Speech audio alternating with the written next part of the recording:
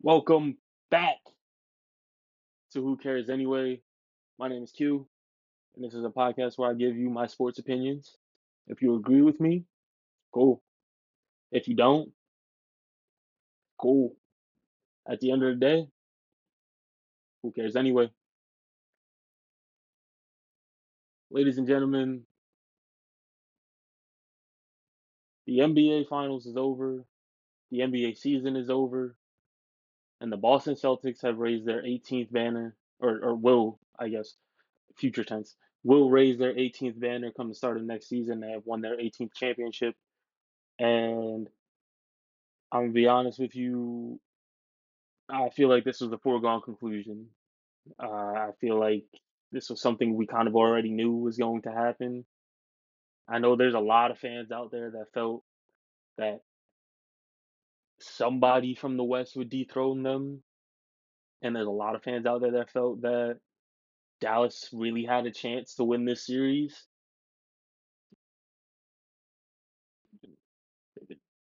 Um,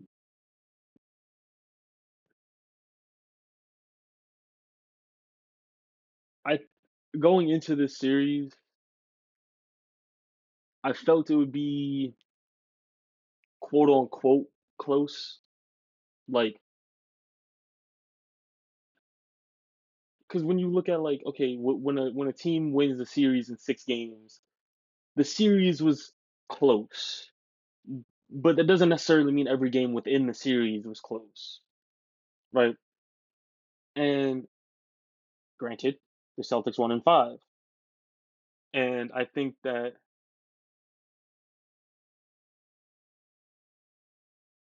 going in, like I said, going in, I didn't think the Mavs had a real chance at winning the series. I felt that the I felt that the Celtics were too good of a team. This is a super team without being a super team. This is a super team without the names, right? Like you look through this roster, even just in their starting five, right? And if before KP's injury, if you look at this roster, the starting five, it was five guys that are really good at what they do and borderline elite at what they do. And I know that's gonna raise some eyebrows because you're looking at at that starting five before KP's injury, and you're like, the only two elite players I see is Jason Tatum and Jalen Brown. And even then, a lot of people would hesitate to call Jason Tatum elite. Let's get that out of the way. Jason Tatum is an elite player. He is a top 10, top 15 player in this league. And I don't think that's really that crazy of a take. I think it's crazier to sit here and try and say that he's not a superstar or that he's not a top 10 player in the league. And when I talked around midseason about the MVP race, I said that Jason Tatum is playing at an MVP caliber level, right? But the reason why he's not going to win MVP is because the team around him is so good that if you were to take Jason Tatum off that team, the team would still be able to win games and still be able to win games handily, right? But if you take Jason Tatum off that team, you're missing out on the impact that Jason Tatum brings. Because honestly, Jason Tatum impacts the game in ev- every area, every facet of the game. It's not just scoring. And I said this in a reel talking about an Instagram post talking about Finals MVP. And I personally felt Jason Tatum should win it. He didn't. It went to Jalen Brown. I think a lot of people. I think it was just came down to Jalen Brown's numbers looked better on paper in the sense of like he was more efficient, and he drew the defensive assignment of Luca and so on and so forth. But I don't think we can go too far without talking about the fact that I don't have the numbers in front of me. We're not I'm not really pulling up stats here. But I just want to say in most of these games, I'm pretty sure Jason Tatum finished with almost a triple double in almost every single game. And correct me on that if I'm wrong. But it, it's one of those things where it's like you can't say because the discourse became he wasn't showing up on the biggest stage. How can you say someone's not showing up when he's putting up triple double numbers? Just because he's not scoring doesn't mean he's not showing up. That's two different things, right? And I get it. Jason Tatum to this point was billed as a scorer, right?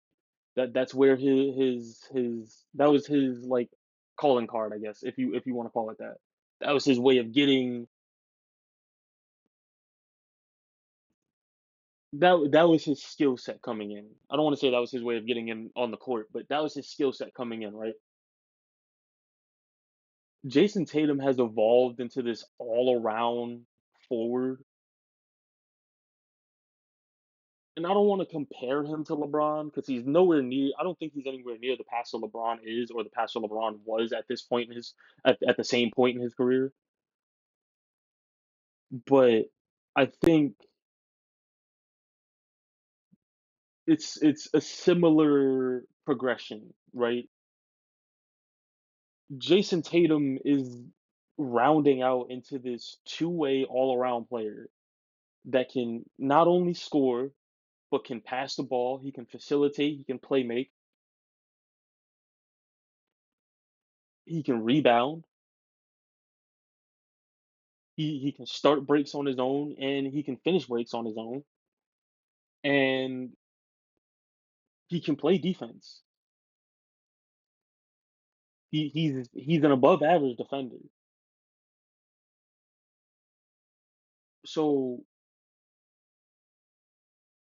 I think that the idea that Jason Tatum isn't the Celtics' best player really boils down to a lot of casual fans sitting back and being like, "Oh, he's not scoring efficiently, and he's not scoring 30 points in the finals. He's not their best player." I don't believe that. First off, that's dumb. Let's get that out of the way. That's dumb because if you're gonna boil down a team's best player to their best scorer, there'd be a lot of teams where be where you would misconstrue who their best player is. Scoring is a big part of the game. Let's not get that wrong, but it's not the only part of the game. That's like trying to say that the Bucks' best player is Damian Lillard,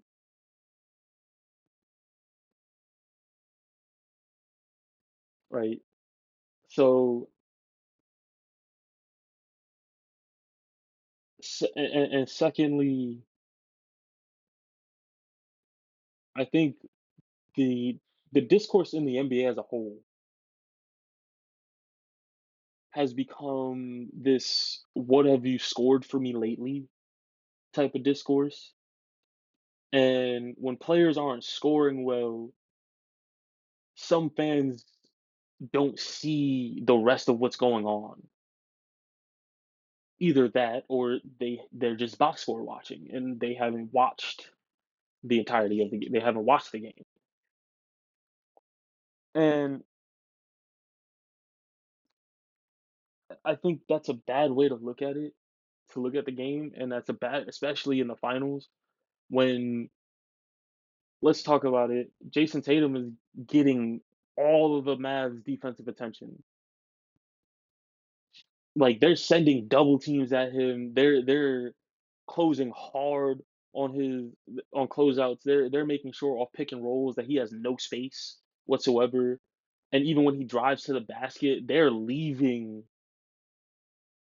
help. They're leaving corners to come and help and crash in the paint so that he can't get an easy layup.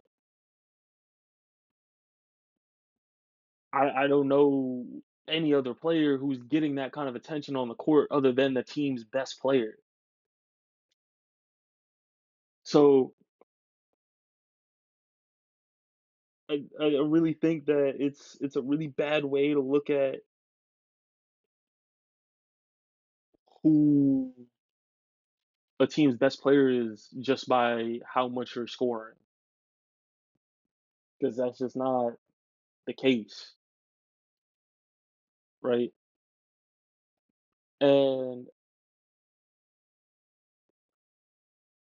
I really think that if Jalen Brown was getting the same attention that Jason Tatum got from the Mavs defense, I don't think Jalen Brown would have been anywhere near as impactful.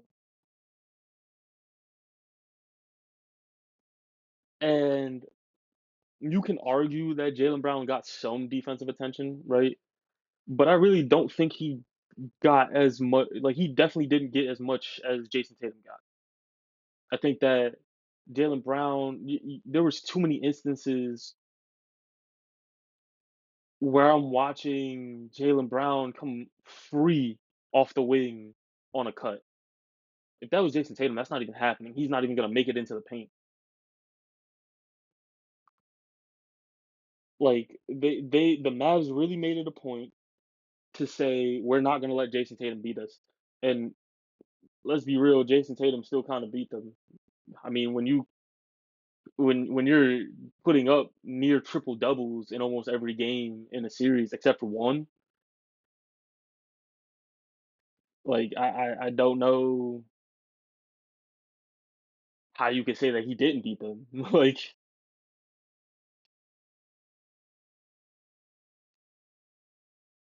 and there's been another take that I've seen multiple times throughout the series, and I just want to know I just want to know what these people are taking so that they can get off of it and get help because they're delusional. It's insane because to say that if you were to replace Jason Tatum with Josh Hart and the series would still look the same, I can't even say it with a straight face because it's just not true. It's not at all true. For starters, Josh Hart is not drawing anywhere near the attention that Jason Tatum draws at all. Secondly, Josh Hart doesn't seek his offense the way Jason Tatum does.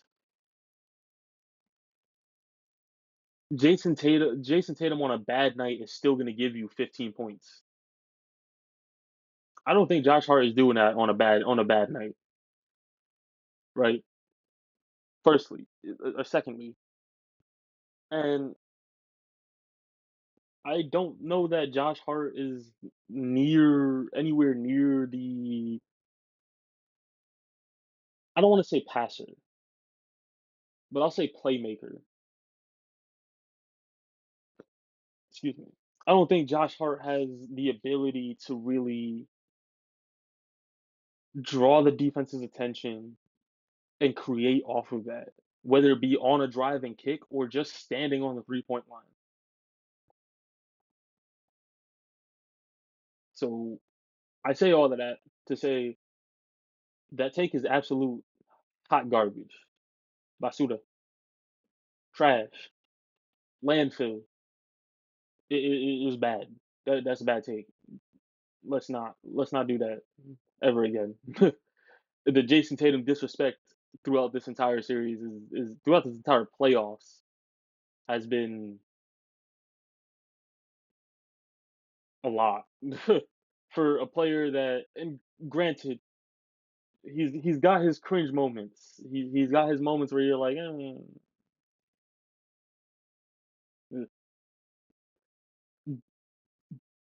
but Jason Tatum, for all intents and purposes, is the Celtics' best player and has shown it night in, night out, every series in this playoff run, and he does not need a Finals MVP to prove it. It's the same kind of discussion that was had with Steph before he won his Finals MVP. Steph was the best player on every single one of those championship teams. He just didn't. He just happened to not win Finals MVP. He doesn't need the Finals MVP to prove that he's the best player on that team because he was in every single one of those instances. Every single one. I don't care what you want to say about KD. KD didn't win the Warriors that ring. Those two rings. The Warriors won KD two rings. But that's a discussion for another time. Now moving on to the Finals MVP, Jalen Brown had a great series, and it really he really picked up. How do I want to say this? He really typified the his effort. I don't. My mind, it was a word in my mind, and I can't tell you if I'm using that word correctly. I hope I am. But I say that to say he really showed up defensively. The defensive effort, especially in the closeout game in Game Five, was through the roof. He had Luca in a straight jacket in Game Five, especially Game Five. He definitely did put up a defensive effort in games one, two, and three. Game four, we're just gonna chalk that up to the Celtics one game a series where they don't play well and almost beat themselves because it happened in every series. Even in the Pacers series where they swept that series, game one was that one game where the Celtics did not play well and almost beat themselves. So I I, I just want to say Jalen Brown's defense really shined in Game Five, and like I said, Luca looked uncomfortable all game long. And I'm gonna get to Imagine a little bit, but it was hard to watch. I'm not gonna lie to you. Like Luca didn't look like Luca. Kyrie wasn't hitting shots that he normally hits. But like I said, I'm gonna get to them in a little bit. I wanna keep talking about the Celtics. Um, that's all I really gotta say about Jalen Brown. He just had a great defensive effort. Um, I think also what made a big difference in this series was Kristaps Porzingis playing, and I said it going into the series when I was recapping the conference finals. I said KP coming back is going to make a world of a difference for them, for the Celtics, because he gives them spacing, he gives them a defensive shot blocker, and he gives them another guy that can go and take the ball, take you off the dribble if you close out on his three too hard. Now, granted, he ended up getting hurt again, and I believe game three or was it game two? I think it was game two. I can't remember. But I say that to say, like, he did get hurt again, but you could tell when he wasn't on the court, outside of really game three, because I don't think he played game three. But outside of game three, where Jason Tatum really came alive in game three. But outside of game three, when Kristaps wasn't on the court, it was I'm not gonna say you could see the difference. You could see a big difference. But what I will say is, when you don't have a 7 footer on the court to contend with the high flying athletic bigs that the Mavs have on the defensive end, then it becomes you're letting these easy buckets go, right?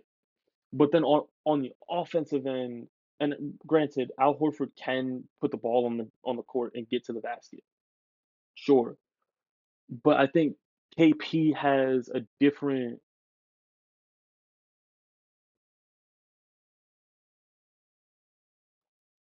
facet.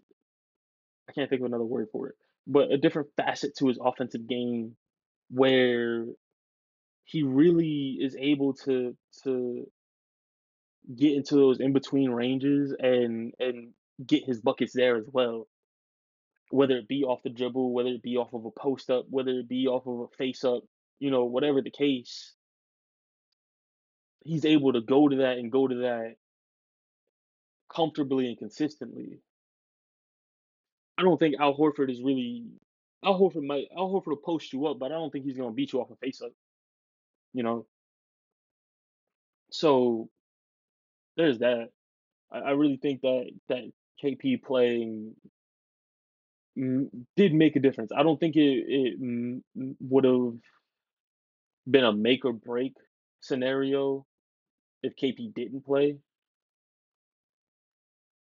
but I think it just really, really swung the series really back in their favor. Um, Also, I can't not talk about the Celtics, and I can't talk about the Celtics and not talk about the impact that Drew Holiday and Derek White had, because those are really the two unsung heroes of the Celtics team, both from a defensive and hustle perspective, especially for Derek White. Man finished the series with a chipped tooth and a bloody mouth. Like, if that's not hustle, I don't know what is. But it's also from the standpoint of the unselfishness, right? There were multiple times where Drew Holiday gets the ball and he's not looking to score. He's looking to draw the defense and make an easy pass for his teammates. Now, don't get me wrong, he was going out there and getting his own buckets, but that was only being. I feel like he was only really doing that in order to get to create openings for his teammates, because the more he scores, because when he's going to score, that means the defense has to key on him, and the defense is keying on him. He can use that against them to get his teammates involved and get them easy buckets. But um,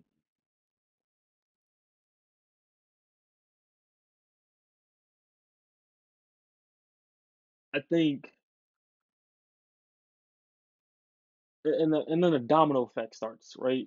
You're he's getting his teammates involved, so he's scoring, but then his teammates are starting to score, and it creates this guess who of who you have to guard, who you have to really, really pay attention to on any given possession. And I said it again, I said this going into the series after the conference finals. I said it's going to be the matchup to really watch in this series is going to be the backcourts. Now, granted, Drew Holiday and Derek White didn't guard Kyrie and Luka all series long. The Celtics did a lot of switching because they had the lineup to do that. But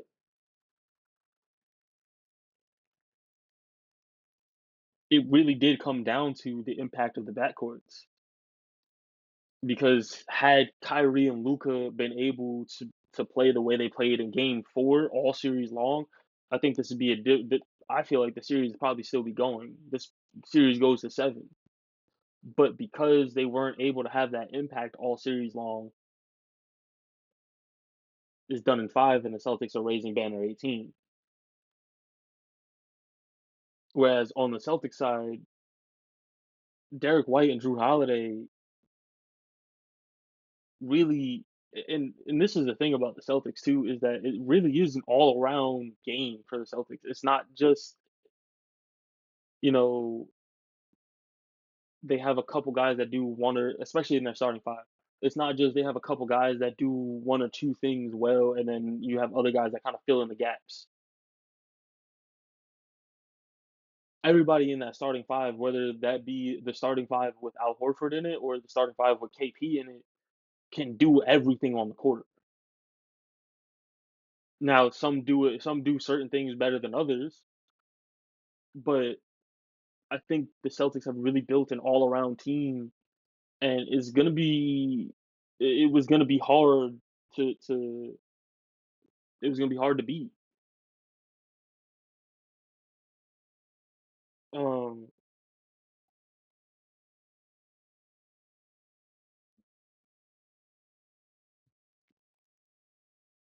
and I think that's really all I got on the Celtics. I mean, their bench played pretty decently. They got some decent minutes out of Sam Hauser. Um, Xavier Tillman got in and played decent minutes as well. Peyton Pritchard with the two buzzer beating half court shot beyond half court shots. One to finish the what was that? I believe the third quarter in game two, and then one to close out the half in game five. Um,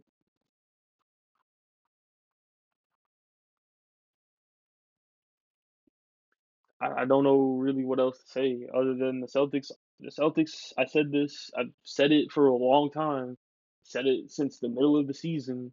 The Celtics are the best team in the NBA, and they have been showing it. And it was going to be hard. You were going to be hard pressed to find a team that was going to beat them in the finals in 7 games.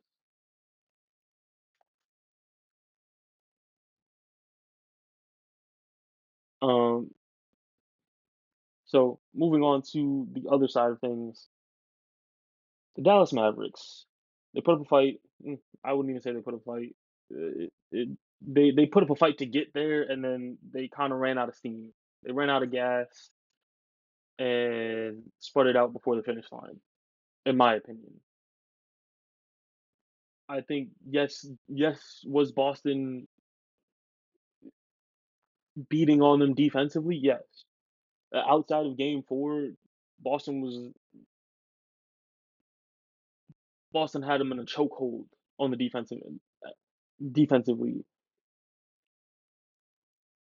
But I also think that, I think Game 2 is kind of the best way to really look at the series as a whole, because in Game 2, Dallas comes back. I forget how much they were down by, but Dallas comes back. They are on the brink of winning that game, but they just can't close it out. And I think that that is a perfect example of the series as to what happened in the series. They got I don't want to say they got close, but they showed some fight, and then right at the end when it really mattered, that fight was gone. And yeah, they didn't get swept, but it really should have been a sweep, like, because if every other game outside of game 4 was just going to be this 10 to 20 point win for the Celtics, game 4 doesn't even matter really. Like I said, it was really just them taking advantage of the Celtics' one game where they beat themselves.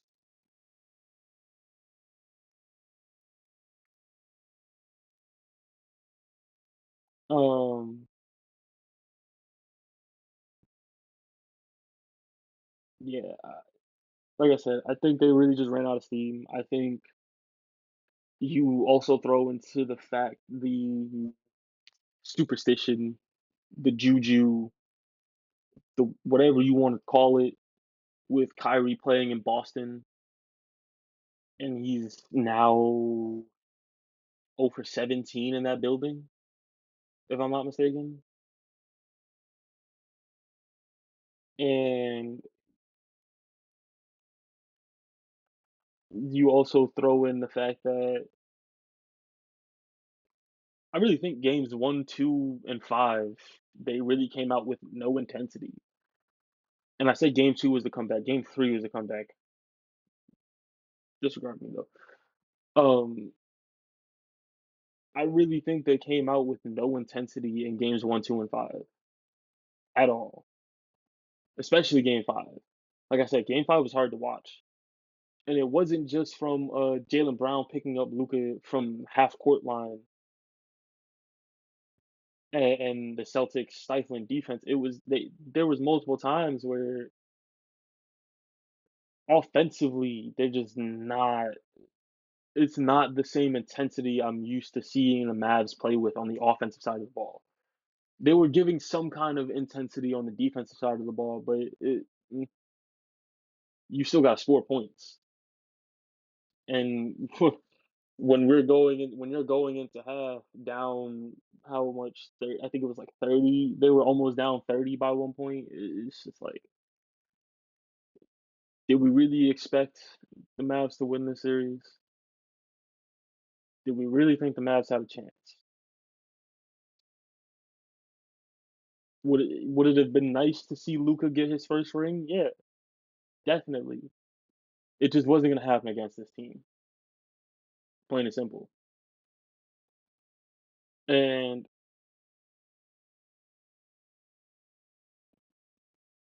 I really want to say the Mavs will be back in the spot. They'll be back in the finals. It's a matter of when, and they got a lot of hurt, but they have a lot of hurdles to get over in that Western Conference because you have the Timberwolves who just couldn't finish it out. They got close, and realistically, I feel like they should have been in the finals. I think they just ran out of steam. I mean, it's a marathon, not a race. So there's that. You also have OKC, and let's let's let's remember that this is OKC's first playoff run as a team. Like this core of OKC, it's their first playoff run together. So just imagine what they can do with this experience and in future runs to come. The team's gonna be dangerous. Um, you wonder how much the Clippers have left. You wonder if Denver has another run left in them, which I think they do. I think they're still a team, still a contending team in the West. Um,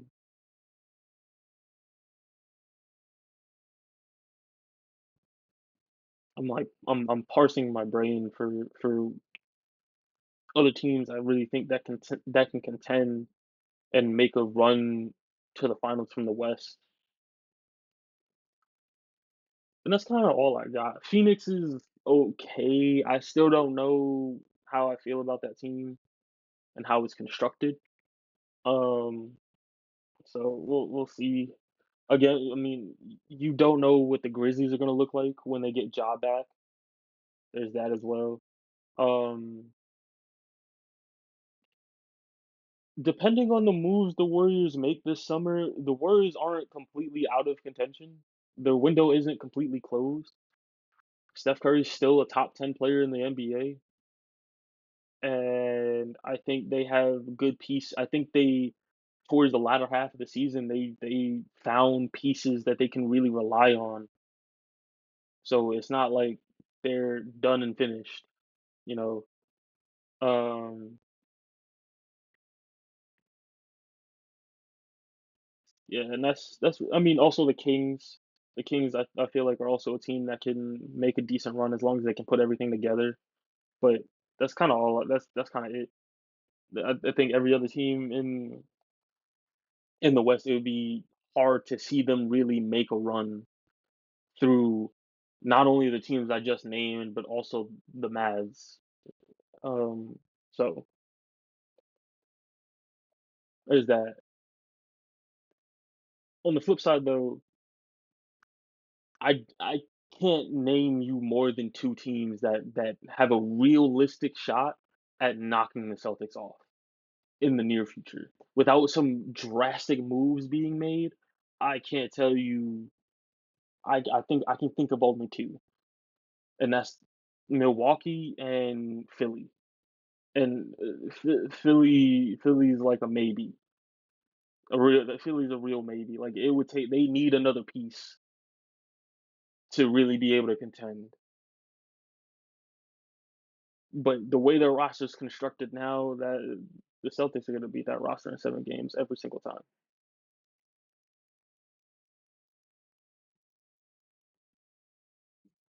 Well, let me not say in 7 games. In a 7 game series, that would imply the series in 7 games implies the series is going to seven. I don't think that that series is going to seven very often.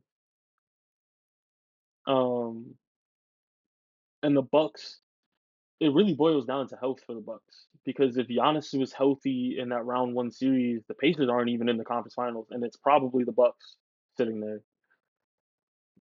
And A, that's a good series. That's going to be a good series. But B, I think if both of their stars are healthy and their role players play the way they played in that first round series, I think that the Celtics really have a good. The Bucks have a good chance of giving the Celtics a run for their money.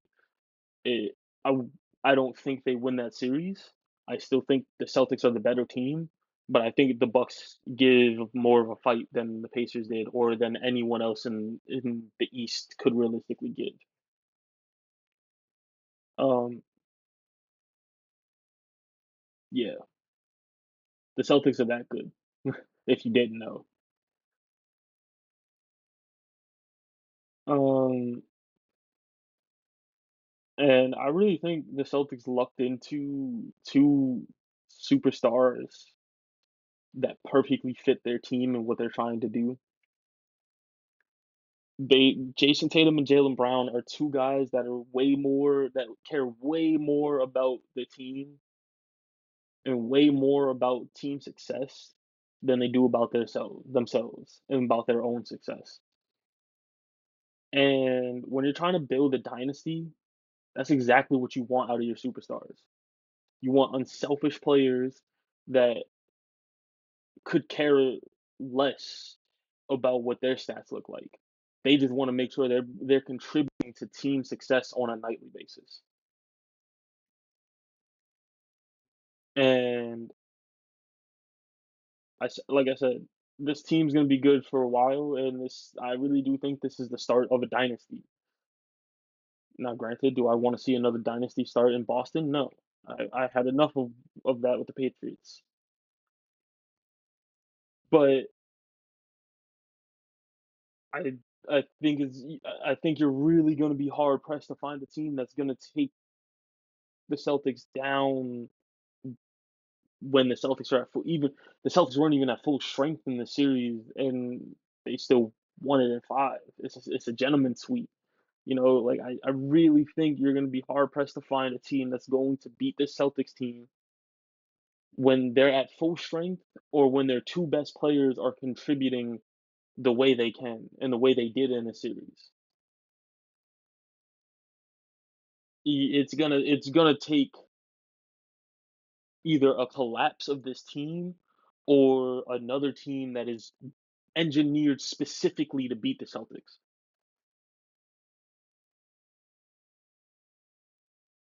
Now, what team I think has the best odds at that, that's a different story. Like I said, I think the Bucks realistically are the only team that have a chance, but I don't think it's gonna happen as long as this team is structured the way it is. Um, but I guess we'll see what happens over the offseason. And congratulations to the Boston Celtics. Congratulations to Jason Tatum and Jalen Brown. And I know this feeling's got to feel so amazing for Al Horford, who had the most playoff games without a title active players. Um, and I think this feeling's got to be amazing for. It's got to feel great for Kristaps Porzingis, a player who has had a rough. I don't want to say rough career, but his career has been, a roller coaster. He's had some success in some of the spots he's been, and he's a really good player. I'd say great. He's a great player,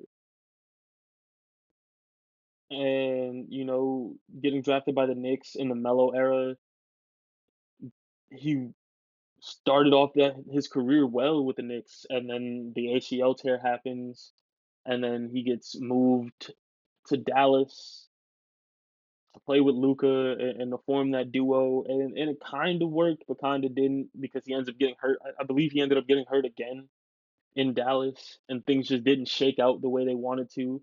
Then he gets moved to Purgatory in Washington, and he played well. Don't get me wrong, he played really well in Washington. It's just you're not going to do much in Washington. I think Washington is where people go to kind of get themselves back on track and then get shipped out again, a la Russell Westbrook, Daniel Gafford. I think Jordan Poole is on that track right now. I think Kyle Kuzma is also on that track right now. Um, but and then he ends up in the perfect scenario in Boston with a team that's built up, and he doesn't have to be the linchpin, but he can contribute and be able to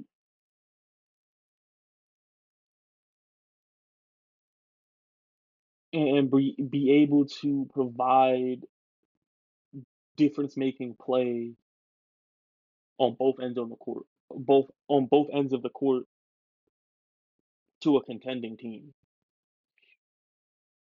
So you know,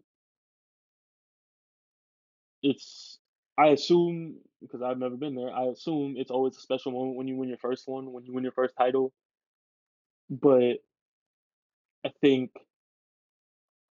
winning your first title after a career like Kristaps Porzingis's, it's got to be that much sweeter.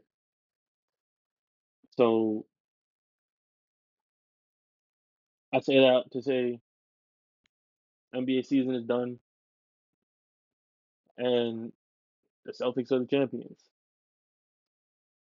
But at the end of the day, who cares anyway? Because you got to start right back over from square one at the start of next season. And I'll be here to talk about it. I'm gonna be here to talk about it, talk about everything in the off season, and